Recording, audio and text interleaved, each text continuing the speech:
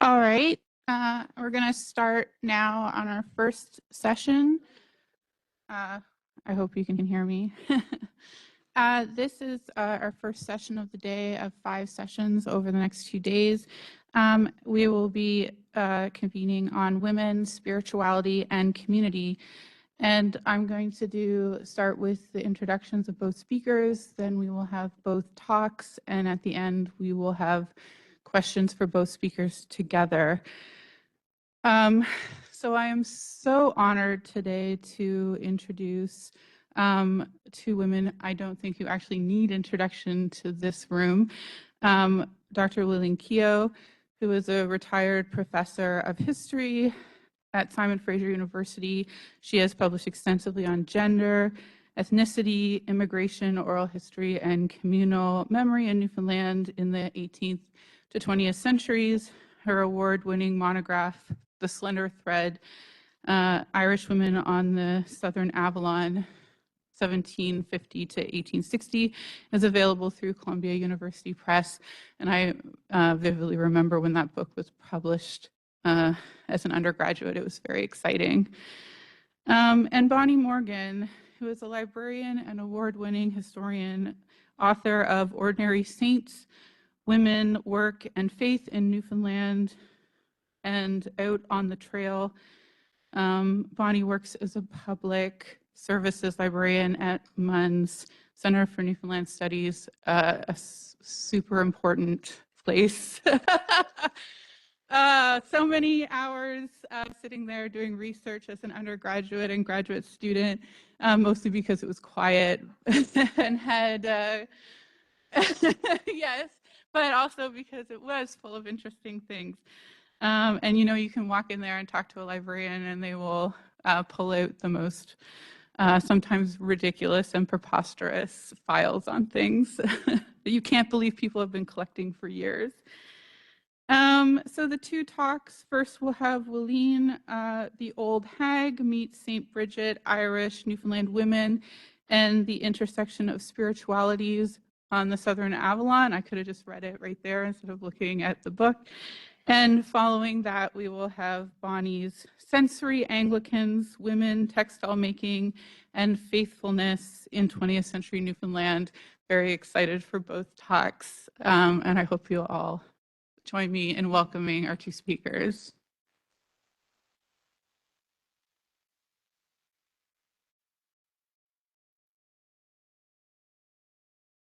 Good afternoon.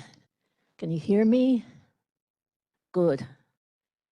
Thank you so much, everybody, for coming out this afternoon and joining us on what's so far been a very fascinating symposium, and more good things to come, I'm sure.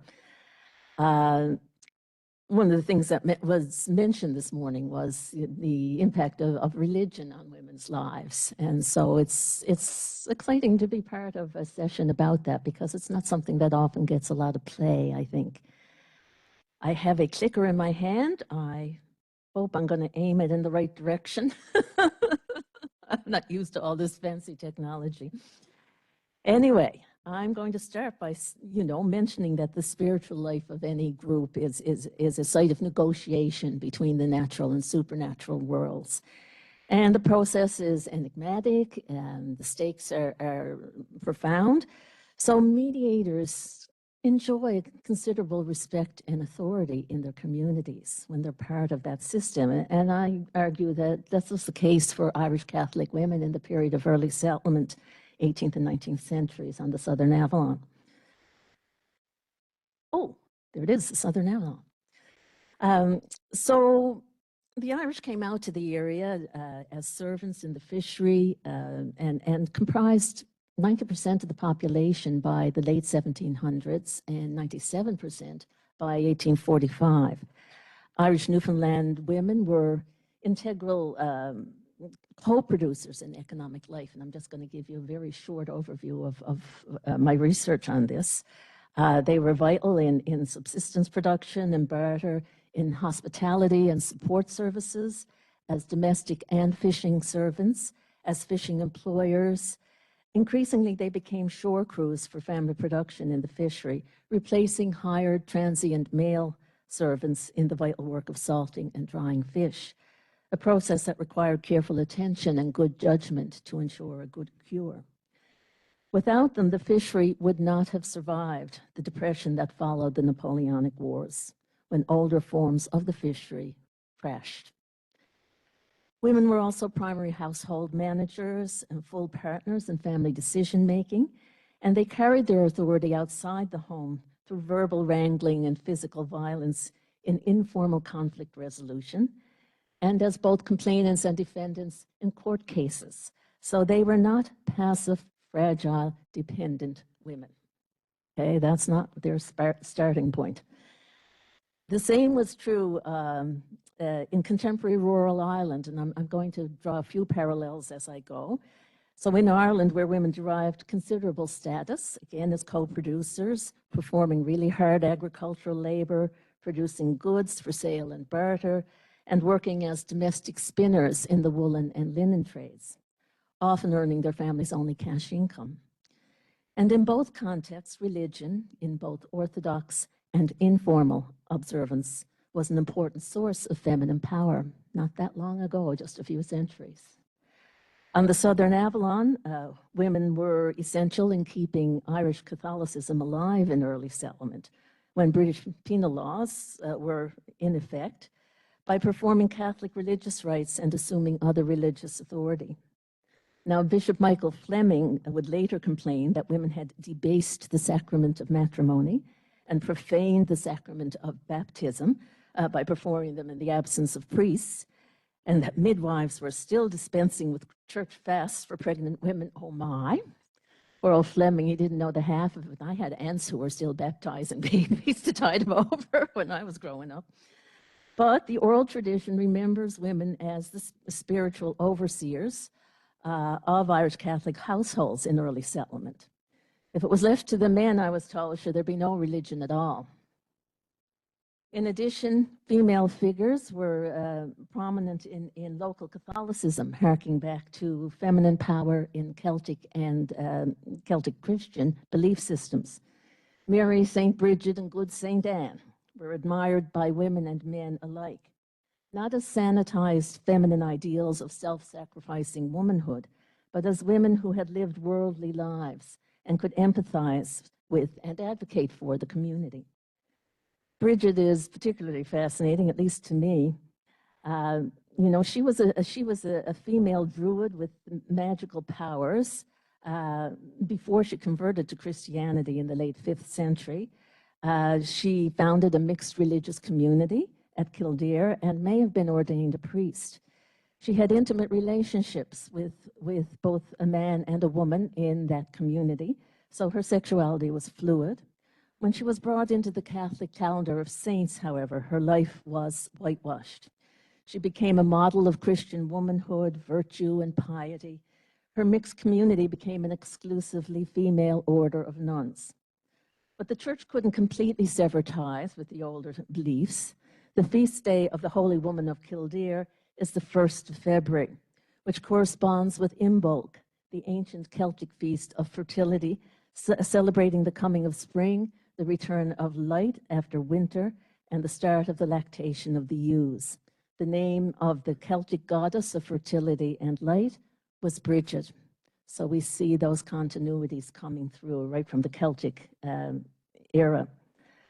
Irish Newfoundland women were also central figures in an alternative system of beliefs and practices that operated in tandem with and sometimes overlapped formal Catholicism.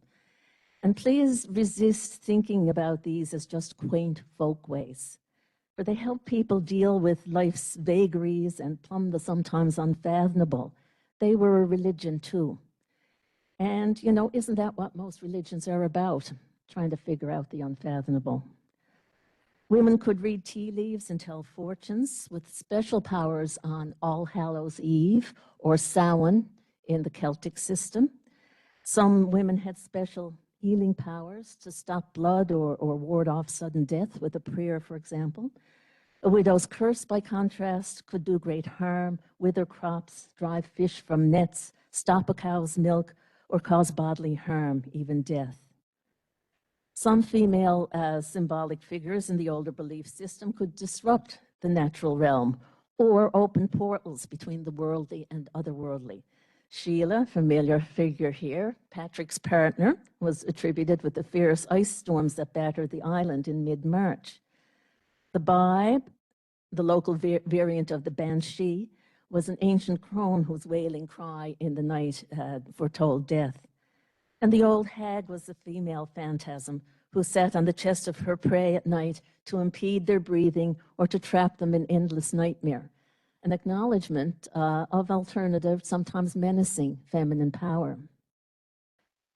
But women also acted as intermediaries to deflect evil. As in Ireland, fairies were everywhere here. They could snatch infants from their cradles and render anyone young or old senseless or fairy-struck. It was women who made the blessed bread to neutralize this threat and help people who were fairy-led find their way home. Bread made on Good Friday had special protective powers, merging Catholic and pre-Christian belief systems. Women tapped into both when they anointed their homes with holy water and blessed candle wax to ward off threats such as thunder and lightning. Holy water initially came from, spring wells, holy wells, harking back to the ancient belief in the power of sacred and magical sites, although eventually it came from churches. Blessed candle wax was obtained from a priest on Candlemas Day, February 2nd. Now, the church had created this holy day to celebrate Christ. The beeswax, a symbol of Christ's purity and the union of God with nature. However, on the southern Avalon, Candlemas was associated with Mary and her power to ward off evil. Thus, when women dripped blessed candle wax on their windowsills, it was Mary's blessing and protection that they sought. And when they dabbed the wax into their children's shoes, which they faithfully did each year, they prayed to Mary to guide their children's footsteps. So that day that had been set aside by the Church for Christ had been co-opted to honor Mary instead. Now, according to the local Irish, Candlemas was the day when Mary was churched, which was an unlikely event for a Jewish woman. But, they had a sense that something had happened, and they linked Bridget to Mary, even though the two women were not contemporaries. Bridget, they say, walked before Mary as she was on her way to be churched, with rays of light pouring from her head to distract attention away from Mary's shame, which the church had been assigning to the sexual act necessary for conception. So this was Bridget's duty here. This, they say, is why St. Bridget's Day is celebrated the day before Candlemas, because Bridget is going before Mary to protect her.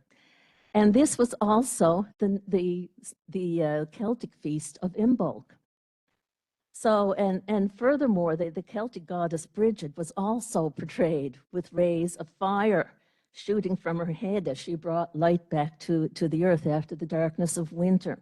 So here then we see this intertwining of Celtic and Catholic systems and a conflation of time itself, one that kind of confounded the church as it tried to diffuse women's religious power. Another example of the combination of ancient and Catholic practices was the wake and related death rituals. And it was women who ceremonially washed the body, then poured the water on the ashes in the fireplace, a rite of both physical and spiritual purification. They dressed the body in a habit that was made by a woman, and throughout the men clustered outside, shuffling their feet, waiting for the laying out to be completed before they entered the wake house. A spatial separation that suggests remoteness from this preparation for the afterlife. As in Ireland, the wake itself was a mixed gathering. Both women and men sat up with the corpse overnight to guard its spirit and until burial.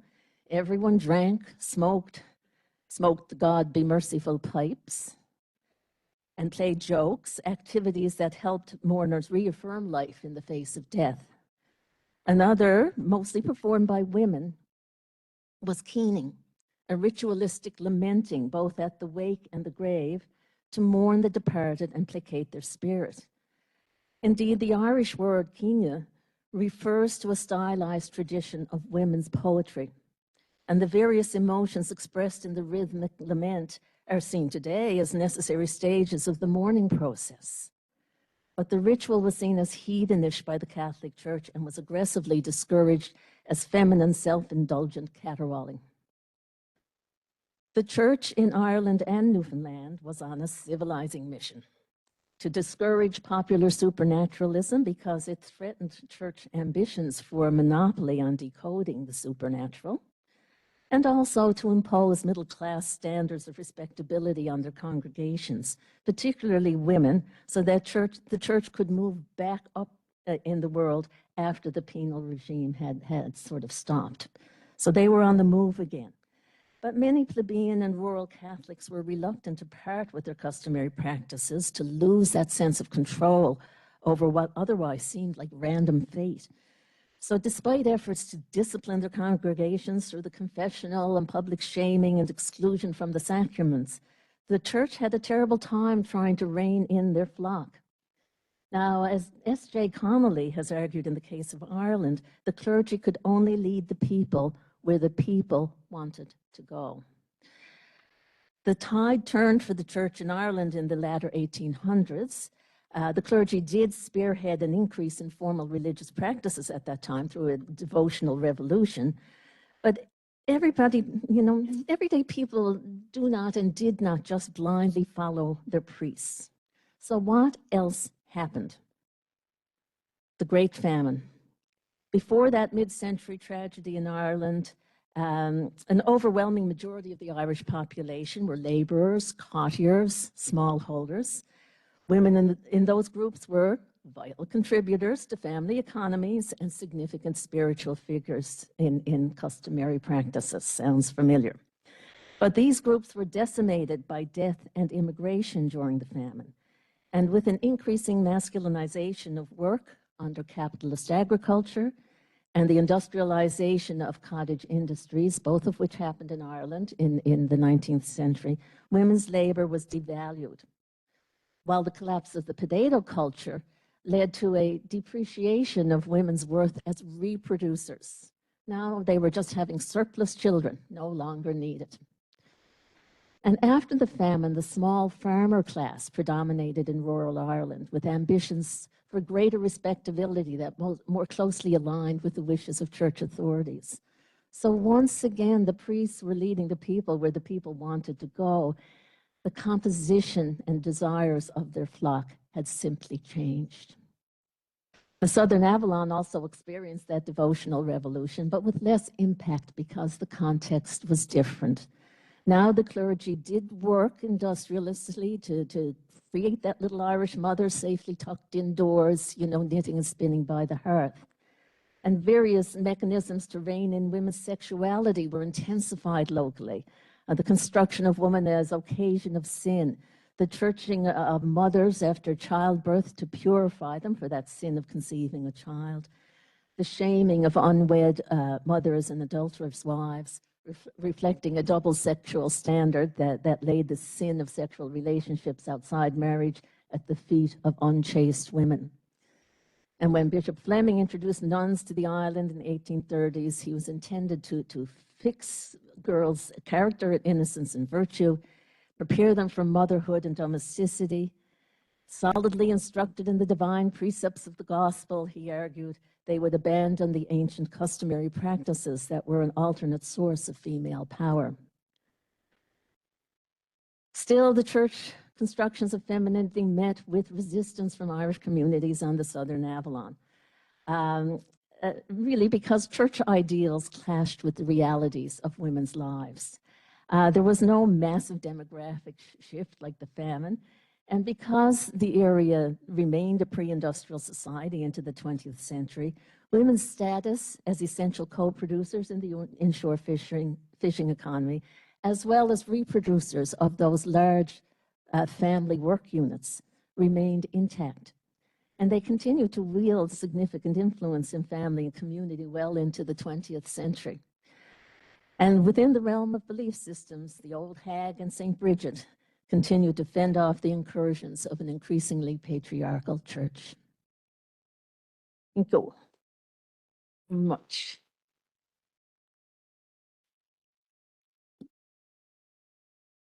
I'm struck by some of the parallels in terms of, Willeen and I were comparing briefly notes on the difference between growing up Anglican and growing up Catholic, Roman Catholic, but the parallels in terms of the intersectionalities of what were thought of as folk traditions with official church and people making church teachings their own interpretation, I think, and also the power of women within the family economy, what that represented. Of course, my work was a bit later, and that transition to the wage economy, which I do think really, I'm not going to talk about that here, but I think that really did make an impact. The sisters to ladies moment is how I think of it. You went from being a sister of the CWA to a lady of the ACW. Anyway, now I lay me down to sleep. I hope that's not a reflection of your response to this talk. Okay. So I wanted to focus on the whole question of spirituality and community.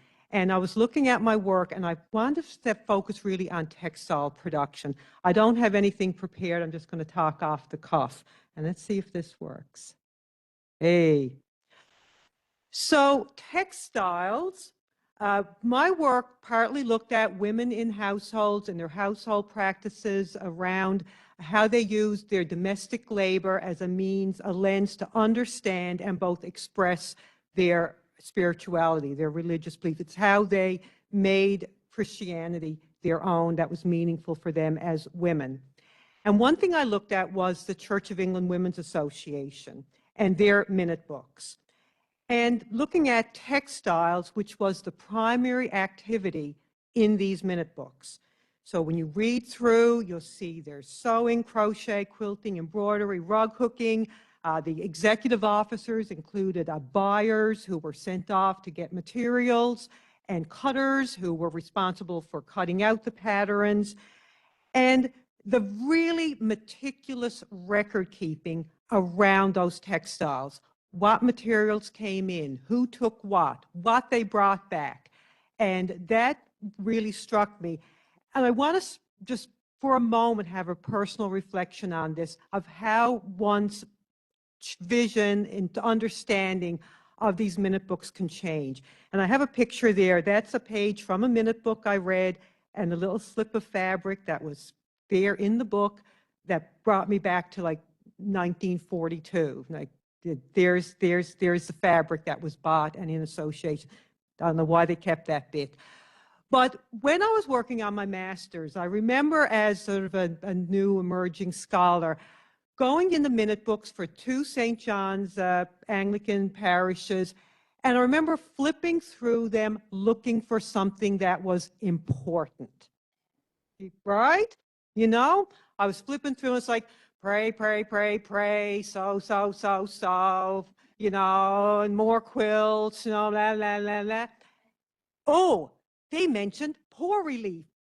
Take a note. That's important. At some point in the process of that, I started realizing I was imposing on the record what was important to them, the people I was interested, the women I was interested in learning about, was what they mostly put their energy into. So it was part of the reason that my longing to do my PhD, which I did 15 years after I finished my MA, as my 40th birthday present to myself, I started my doctorate, was to re-examine women's lives and women's spirituality with that new perspective. So, textile work that women did in association was, the work itself was informed by the CWA involvement. So the CWA was a benevolent society established by George Gardner in 1926 to kind of be an overarching association for Anglican women, to replace all these little sewing circles and such. So they had their secret passwords, they had their balloting, they had a shared identity as sisters. They called each other sisters in association. There was an opening and closing prayer ritual that was part of the CWA. There was a weekly scripture reading. And those prayers and those scripture readings allowed women to see the spiritual opportunities that existed within textile production. So they read Matthew 25, 31, 26. That's clearly wrong, 21, 26. So it's, you know, that when Jesus is teaching, what you do unto the least of these, you do it unto me. Those of you who went to church or still do will recognize that passage. So when you clothed someone who needed clothing, you clothed me, you did it unto me. And then there was Acts. So Acts 9 is a story of Dorcas. And Dorcas was a woman who was redeemed by virtue of her textile work. So that was the means by which she was redeemed. So it's important to recognize that this was all prescribed. So this was prescribed ritual in terms of the prayers, the readings, but the important part is, but sort of to echo what Wileen was saying, is that the interpretation and the response, the application of that was woman-led and it was community-focused. So when we think about textiles, we often think about it as fundraising, you know. And one thing that I discovered when I was going through and doing this work was that textiles were not fundraising. They didn't make any money. Women's work was devalued. What a shock. Anyway, yeah, so basically, no, it's not really worth anything. If they wanted to make money for their church, it was through the time. The soup, supper, tea, and dance. That's where you made your real money in association. What my father would call the chew, eat, and walk away. CEWA. Chew, eat, and walk away. Because the women were doing the dishes. So but they could make money with their textiles, but in a way that was disapproved of by the official church. Because one of these women went somewhere and she came back and said, hey, guess what? We make a quilt and we sell tickets on it, we can make a whole pile of money. So Seal Cove CEWA, they did this in 1930, the quilt party affair. It was one of the most, I think, examples of like a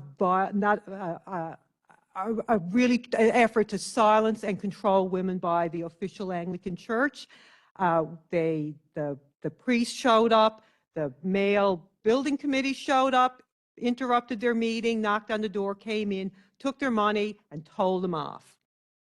And it was all recorded in the minute book. We were surprised. We were surprised by a visit.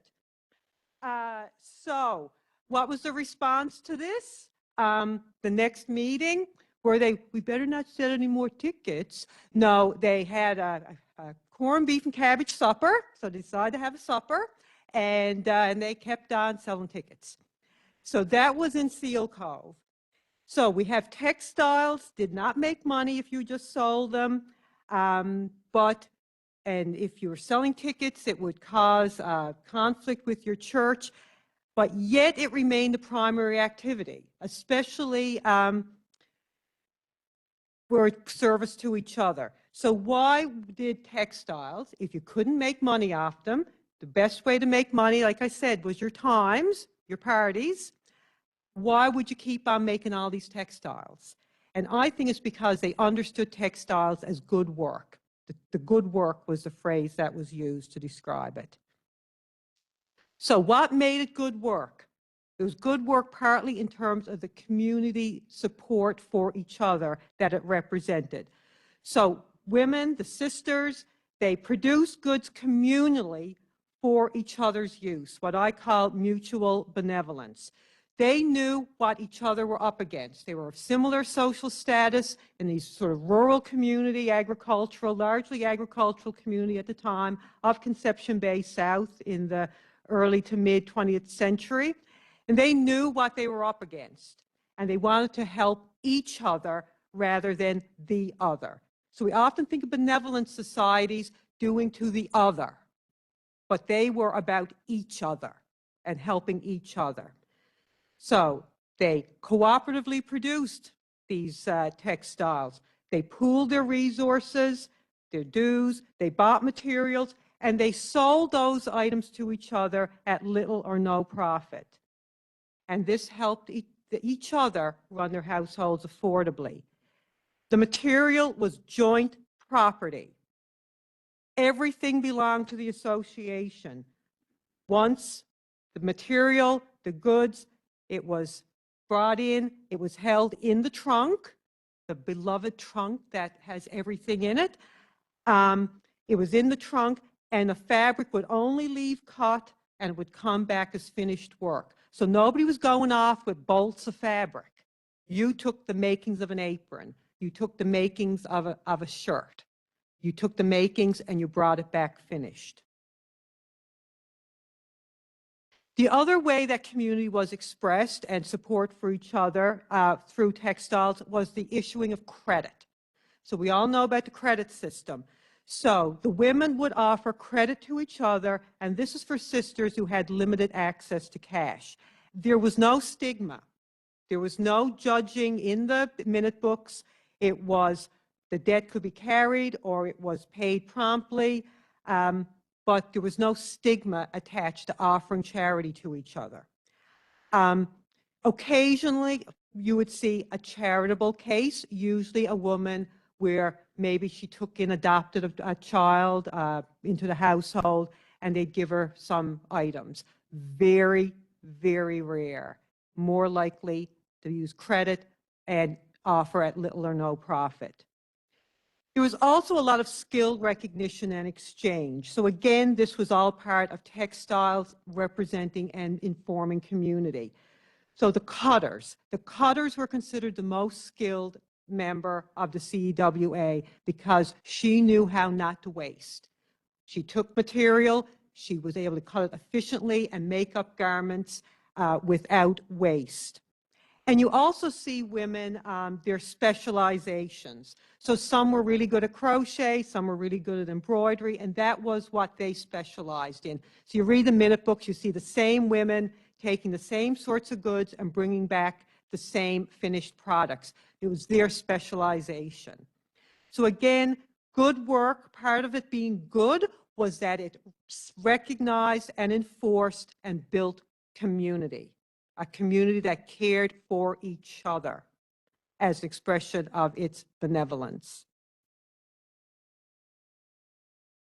The other thing that made it good work was the spiritual aspects that I spoke earlier about, this ritual, but it was made their own. So I see the making of textiles in association as sensory piety, which is an embodied religious practice, but it's not enthusiastic. God forbid it's enthusiastic. Because there's nothing that a mid-century Anglican didn't like was like a Pentecostal, because they went just too far, right? You know, too much excitement, so to speak. And I write about that as well. It's you know, the women preachers, good on you, but the excitement around the Holy Spirit, not so much. So it was embodied practice in that it was a physical experience. You working with your hands, with your eyes, holding material, the feel of material. It was sensory. So any sensory piety is an act of devotion that engages women's touch and sight and facilitated a sense of relationship with God.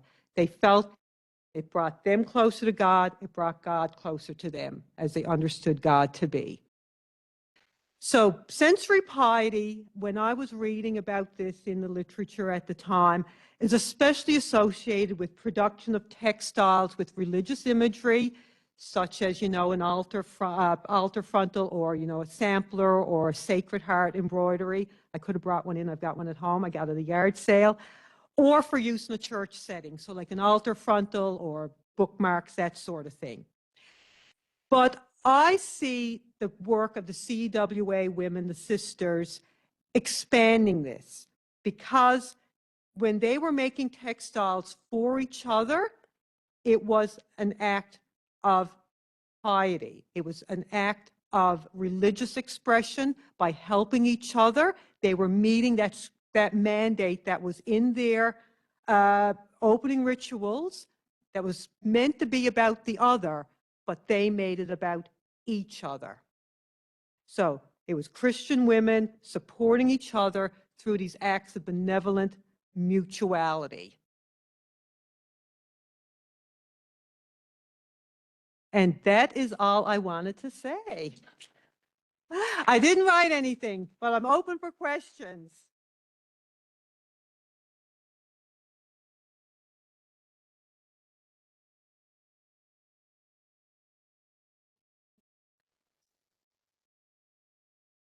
What a pair of great talks that really worked well together, I think.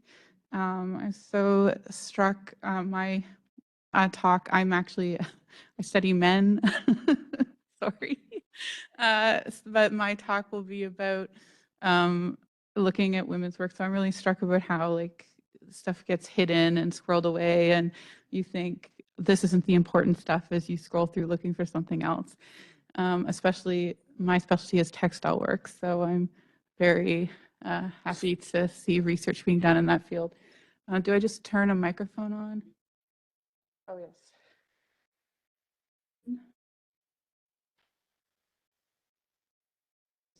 For fear that the other mic will pick unless you have that turned up. All right. So if anyone has any questions, Rebecca? I guess I can turn that.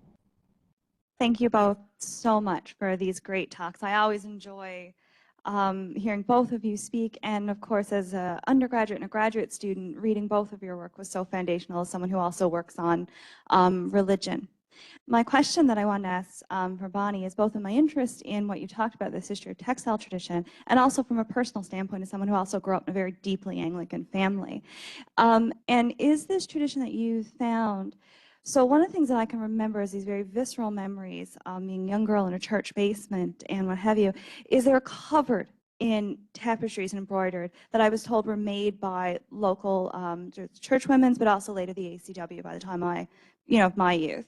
And I was wondering if you are able to speak at all to the longevity of this, because from what I understand is that this, in the tradition of making embroidered phrases and embroidered banners, is a really long one that endures well into, I think, into the 90s would have been when I was seeing them in newly made in Anglican churches. Wondering if you're able to comment at all. This is on? Yeah. It's green? Is it working? Oh, okay, perfect. My ears aren't what they used to be. I think it's interesting because, do you mind me asking like where you grew up? Oh, okay, interesting. Yeah, because I know that in my experience within the church, there was not a lot of women-made items in the church in the same way, which is, I think, part of what shaped my thinking about the actual work they did for each other in terms of household things. So like aprons, and like aprons was the big thing. I mean, I called the chapter Apron Christianity for a reason, because it was, the uniform of the rural working woman, and they made them for each other. So I think that there wasn't a lot of those. Some churches did have a lot of those textiles, and I think that they need to be understood in terms of that sensory piety tradition. But it's more controlled in a way, is what I'm seeing. And I think it's what I see, like that transition that I talk about from the family economy to the wage economy. Like there's a part 2 of Ordinary Saints needs to be written. I keep saying like that kind of interviews about once that kind of idea of the more domestic, the cult of domesticity and women's, role as helpmates became more of a thing within that sort of 1960s and 70s church. There's probably an age difference with us too. Like seriously. Right? So the Anglican church you grew up in is maybe a bit different than the one I experienced. But I think that it really varies from the community, and it's really community-led. I think that's something that I found was what communities of women and their shared experience didn't really impact how women express their faith through textiles. So I'd love to see like the images and things that are on those. I think that would be really fascinating.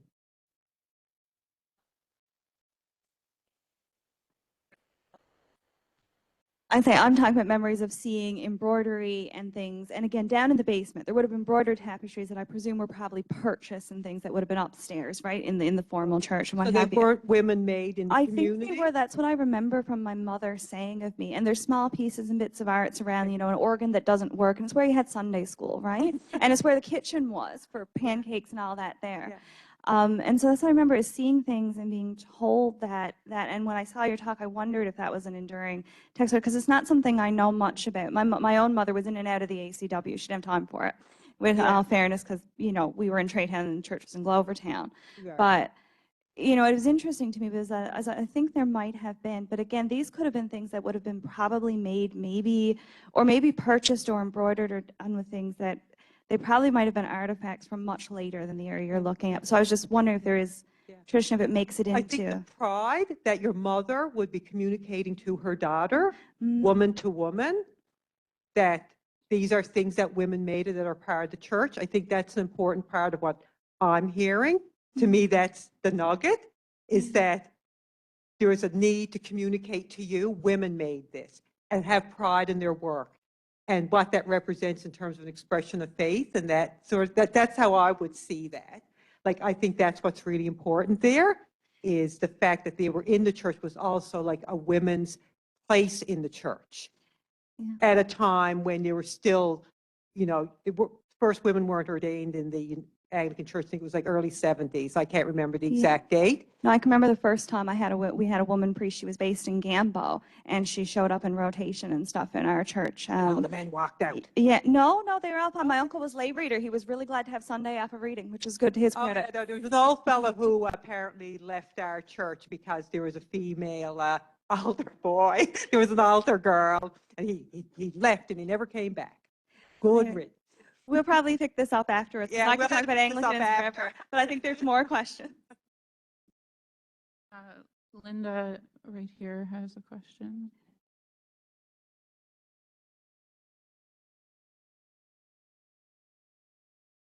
You may have answered my question kind of, Bonnie, but I was wondering from both of you, there are place-specific studies. How widespread to other communities, I guess, would any of what you were talking about apply? And I guess kind of answered that it's community to community. And I don't know, Willie, because I don't know my Newfoundland Irish history very well. Do you think this would have applied in other parts where Irish settlement occurred? I think that it would have applied in pockets of Irish settlement elsewhere, but most of the Irish settlement in Newfoundland was down along the southern Avalon. But there were Irish people in Conception Bay, for example. And I think in terms of, neighborhoods and Irish towns and like Riverhead and Harbor Grace, that I think much would have applied. I can't say it with great certainty because I didn't do that kind of work. But I would like to say, in terms of the Catholics and the piety and whatnot, we had the nuns. So we didn't need to be doing ourselves. But still women did it. Women, for other reasons, but nuns would do it, and they would provide for the church. And so they would have seen it as, it would have had the same effect for them, right? And some beautiful work done. Yeah, I was going to say, I started off, I was going to do a comparative study. Yeah. And then I realized that, no, the nuns did it. Yeah, nuns did. The nuns did it. And Comment you right can here also on this see with question, the comparison with Ireland, yes, it was, yeah. Yes, I'd just like to speak to Linda's question, not so much to do with textiles in the church, but since she addressed it to you, certainly in Conception Bay, I grew up in the what they call the center of Conception Bay. Everything you said, about beliefs and rituals and the pagan merging, it's absolutely so. And I keep thinking when I listen to William Keogh, I wish she'd make time for a study of that area too, because I'm sure I started one, Mary, and then I went away. I got sucked up into the mainland, didn't I? And That happens too history often and at this community university. meetings are so necessary for the kind of work I was doing because it was early work. Yes. And, you know, you really have to get out into the communities, talk to people, go to local museums and archives and all that kind of stuff and read local. And I went away. I'm really sorry. I'm sorry. I went reluctantly. I'm sorry too. Perhaps we can find a new Willeen. Please, please, scholars.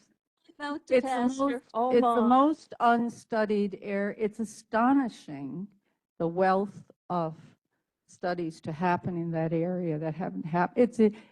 People go to the Southern Shore. It's fascinating on the Southern Shore, but you know, you're at some point somebody talking about women and property. I'm thinking of deeds I looked at in my area from the early 1700s, in which land is being, and cattle and other things being left to a woman, and it's a treasure trove. Yeah, and women were very much in the court records in the Southern Avalon as well, in all sorts of aspects. Because, I mean, we tend to think about court now. I mean, it's going to be criminal matters or somebody suing. There were all sorts of things that brought people into the courtroom, and women were right there along with the men. Anyway, thank you so much. Thank you so much for both your talks.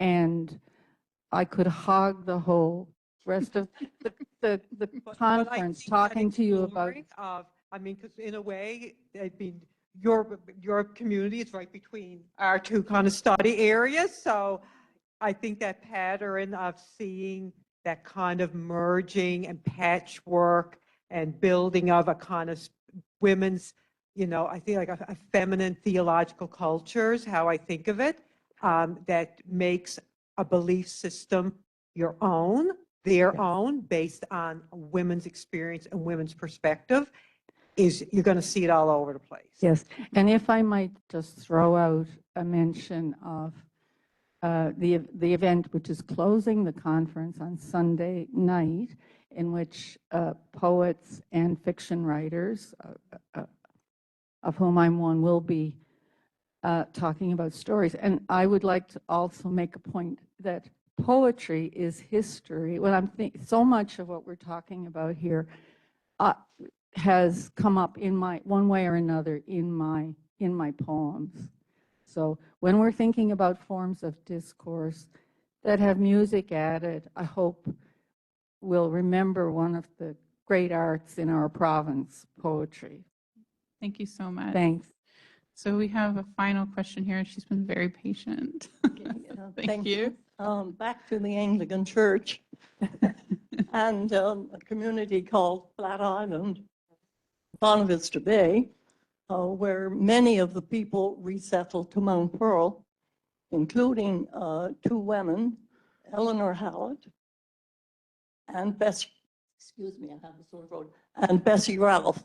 And they volunteered to construct the altar cloths for the church at Mount Pearl and did all the embroidery of it as well. It took them a long time and it was entirely voluntary. So it's another a perfect example of that sensory piety, like an embodied practice within like the Anglican tradition. And yeah, so sure, it's great. Thank you so much. And sewing is such an intimate work, so it's easy to see how it becomes spiritual as well. Yeah, and women's work in general is given so freely to sometimes people who appreciate it so little, generally. All right, so that concludes this session, and I hope you'll join us for the next, which I think is following very suddenly.